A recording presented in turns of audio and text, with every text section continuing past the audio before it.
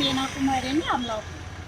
జగన్ పరిపాలన అంటే ఏం చెప్పమండి, కర్మ అనుకుని ఇంకా అనుకుంటున్నామండి.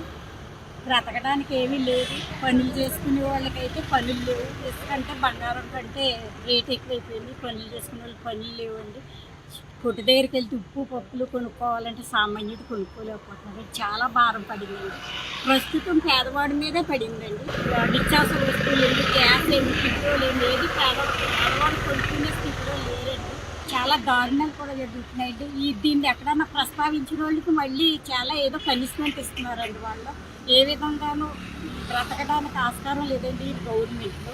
పేదవాడు ఇల్లు కట్టుకోవాలంటే ఇసుక దగ్గర నుండి అండి ఐరన్, సిమెంట్ ప్రతి వస్తువు ఏది ఒకటి కొనుక్కోలేకపోతున్నారండి. ప్రతిదీ డబల్ రేట్లు పెరిగిపోయినాయండి. అయితే దీని గురించి గవర్నమెంట్కి ఎంతమంది చెప్పినా గవర్నమెంట్ స్పందించట్లేదండి. సైకో పాలన, సైకో అంటే రోడ్డు అంటే ఒక పిచ్చోడు వెళ్తుంటే ఎవరన్నా రాడేసినా చెప్పినా వినకుండా ఎలా పోతాడో ఈ జగన్ రెడ్డి అలాగే పోతున్నాడండి.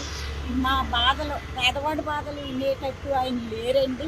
ఆయనకి నచ్చిందే చేస్తారు. ఎవరు సచ్చినా బతికినా ఆయనకి సంబంధం లేదండి. ఎవరైనా వాళ్ళు పార్టీ వాళ్ళు ఈ పేదవాడికి ఇసుక గురించి అడిగినా, ఇడ్ల గురించి అడిగినా రెవెన్యూతం చేయిస్తున్నారండి.